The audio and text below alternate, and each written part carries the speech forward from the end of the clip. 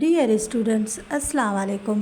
Welcome back to our channel. In this video, we are going to share with you software engineering MCQs. Question 1. Software is defined as option A set of programs, documentation and configuration of data. Option B, set of programs. Option C, documentation and configuration of data. Option D, none of the mentioned. Software is defined as a set of programs, documentation and configuration of data. Software define करता है एक set of programs का documentation and configuration of data. Software is a collection of programs. It also includes documents and data setup to enable the programmers to function. Software एक collection है programmes की. इसमें documentation भी include है and data setup भी जो enable करती है प्रोग्रामर्स को फंक्शन परफॉर्म करने के लिए. Therefore, a few examples of software given: Microsoft Windows, Excel, Word, PowerPoint. Question 2. What is software engineering? Software engineering क्या है? Option A, designing a software. Option B, testing a software. Option C, application of engineering principle to the design a software. Option D, none of the above. Software engineering is application of engineering principle to the design a software. Software engineering एक application है या एक field है engineering principles की जिसमें हम software को design करते हैं. Software engineering is the application of engineering principles to the design, development and support of a software and it helps to solve the challenges of low quality software projects. Question 3. What are the features of software code? Software code के features क्या हैं? Option A, simplicity. Option B, accessibility. Option C, modularity. Option D, all of the above. Simplicity, accessibility and modularity are the features of software code. Right option D, all of the above. Question 4. How many stages of software development life cycle?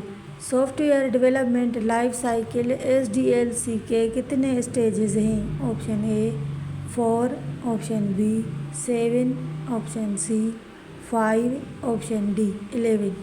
Usually there are 7 stages of software development life cycle.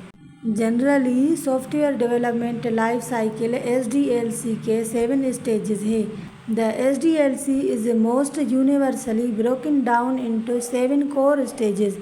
ये stages आप इस diagram में देख सकते हैं. जैसे first one is planning, analysis, design, implementation, testing and integration and maintenance. ये 7 stages हैं सॉफ्टवेयर डेवलपमेंट लाइफ साइकिल की. कभी कभी इन 7 स्टेजेस का सीक्वेंस भी पूछते हैं कि जैसे प्लानिंग के बाद कौन सी स्टेजेस आएगी या टेस्टिंग एंड इंटीग्रेशन से पहले कौन सी स्टेज है SDLC की. Question 5. Which of the following models is the most sequential and traditional software development life cycle model? दिए गए मॉडल्स में से कौन सा most sequential and traditional software development life cycle model है? Option A, agile model. Option B, spiral model. Option C, V model. Option D, waterfall model. Video को pause करें और कमेंट सेक्शन में करेक्ट ऑप्शन बताएं. Waterfall model is the most sequential and traditional software development life cycle model. Waterfall model most sequential and traditional software development life cycle model है. Waterfall model के stages and work flow आप इस diagram में देख सकते हैं.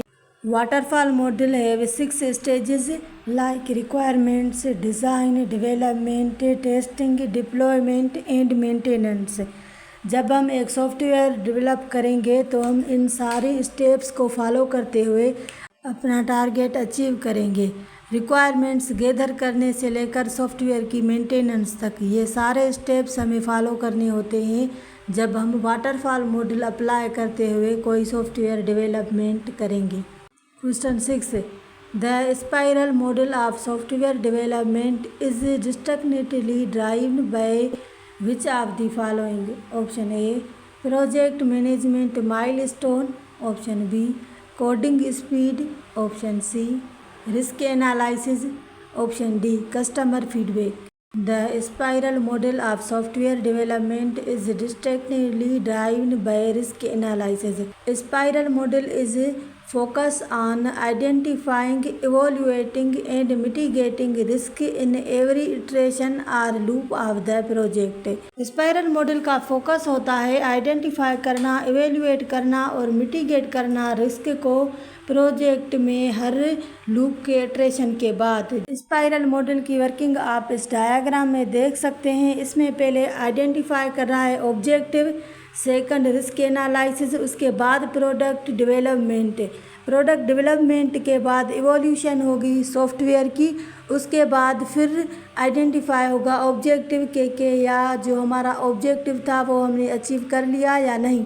अगर achieve कर लिया तो ओके, अदरवाइज़ ये फिर लूप की तरह इसकी इटरेशन चलेगी। फिर यहाँ पे रिस्क एनालिसिस होगा, आइडेंटिफिकेशन होगी फ्लॉज की, बग्स की सॉफ्टवेयर में। उसके बाद फिर हम जो है प्रोडक्ट को डेवलप करेंगे, देन इवोल्यूशन करेंगे। ये लूप जो है चलता रहेगा जब तक हम जो है रिक्वायरमेंट्स अचीव ना कर लें।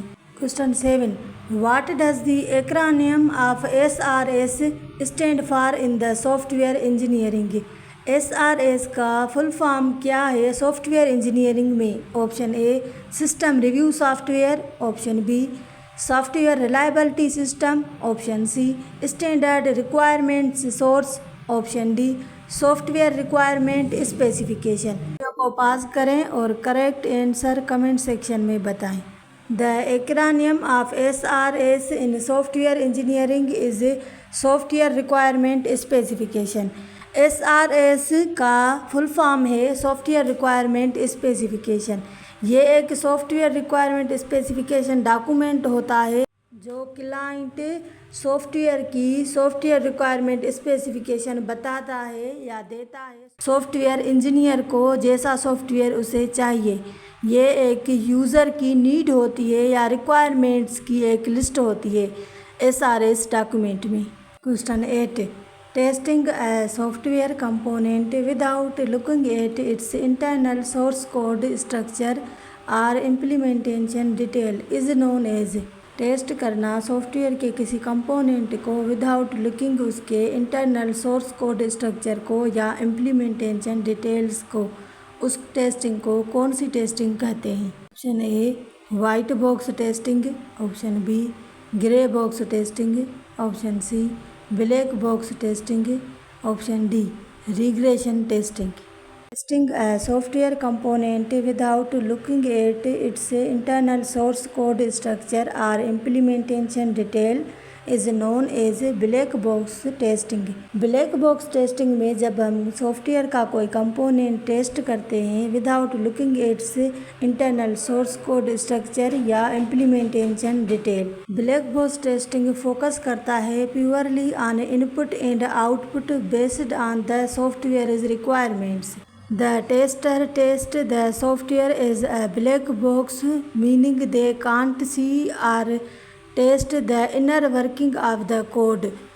आप हमें कमेंट सेक्शन में बताएं कि ब्लैक बॉक्स टेस्टिंग जो है वो कौन करता है, सॉफ्टवेयर डेवलपर, यूज़र या कोई स्पेशल टाइप के सॉफ्टवेयर टेस्टर हायर किए जाते हैं सॉफ्टवेयर को टेस्ट करने के लिए।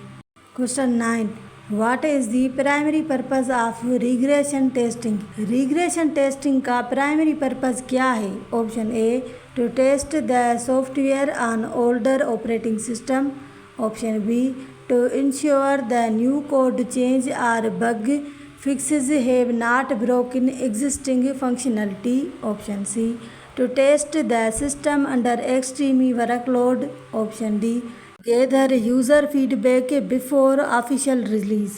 The primary purpose of regression testing is to ensure that new code changes or bug fixes have not broken existing functionality. Regression testing का पर्पज़ है इंश्योर करना कोड में न्यू चेंजेस या बग्स को फिक्स करना, पहली जो एग्जिस्टिंग फंक्शनलिटी है उनको ब्रोकन किए बगैर।